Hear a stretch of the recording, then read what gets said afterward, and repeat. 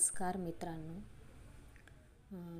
मी मागच्या व्हिडिओत तुम्हाला बोललेली आहे की मी पुण्यामध्ये कशासाठी आलेली आहे, मुलीच्या शिक्षणासाठी आली आहे असं. आणि मी पुण्यात भाड्याच्या घरात राहते. आणि हा जो सोफा वगैरे दिसतो, या काही वस्तू दिसत आहेत त्या आमच्या घरमालकाच्या आहेत. आणि हे जे कव्हर आहेत ते फक्त विकत घेऊन त्याच्यावर सजावट केलेली आहे त्या सोफ्यांवर. आमचं नाशिकला फ्लॅट आहे.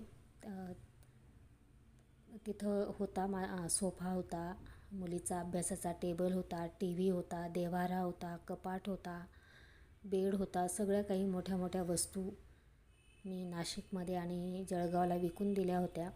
कारण माझ्या डोक्यावर मिस्टर कोरोनामुळे वारल्याने बरंच असं कर्ज होतं. कर्ज मला फेडायचं होतं.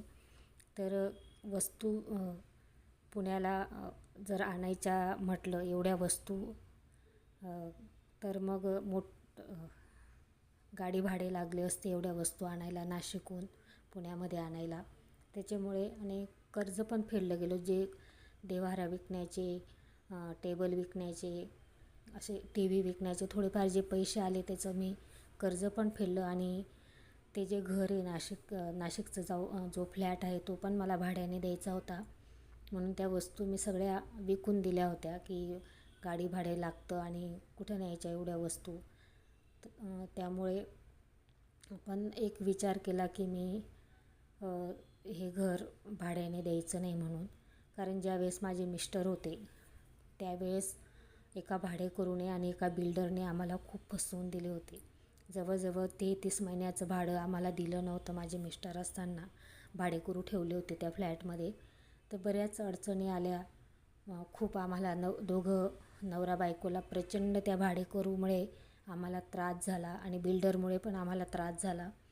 त्याच्यामुळे एक म्हणतं की नकोच भाड्याने द्यायचं. भलेही जसं आलं तसं जे खायचं प्यायचं, पण सहज भाडं आलं असतं मला त्या फ्लॅटचं. पण मग दुसरा विचार केला की आपण एकदा प्रचंड फसलो आहे. मिस्टर असताना फसवलं आणि आता तर ते नाही आहे, तर जास्तच फसवतील अशी भीती वाटते भाडेकरूंची. म्हणून मी त्या फ्लॅटला कुलूप लावलेलं आहे. थोडाफार सामान आहे माझा तिथं. आम्ही जातो दोघी मायलेकी, 8 दिवस राहतो, कधी 4 दिवस राहतो, छानपैकी राहतो, घराची साफसफाई करून येतो आणि पुन्हा इकडे निघून येतो पुण्याकडे तिच्या खास शिक्षणासाठी. कारण ती नाशिकमध्ये नाहीच म्हणत होते की मला बाबाची खूप आठवण येते, म्हणून त्या घरात तिचा अभ्यासाला अजिबात चित्त लागत नव्हतं. तर असं असतं की वेळ कधी पण माणसावर येऊ शकते. म्हणून या व्हिडिओच्या माध्यमातून सांगायचं आहे की माझं फ्लॅट कुलूप लावूनच आहे. जोपर्यंत बघू आता मुलीचं शिक्षण झाल्यावर, तिचं जेव्हा लग्न 3-4 वर्षांनी किंवा 2-3 वर्षांनी ज्यावेळेस मी तिचं लग्न करेल त्यावेळेस तिच्या बाबांनी घेतलेल्या फ्लॅटवरच नाशिकला करेल.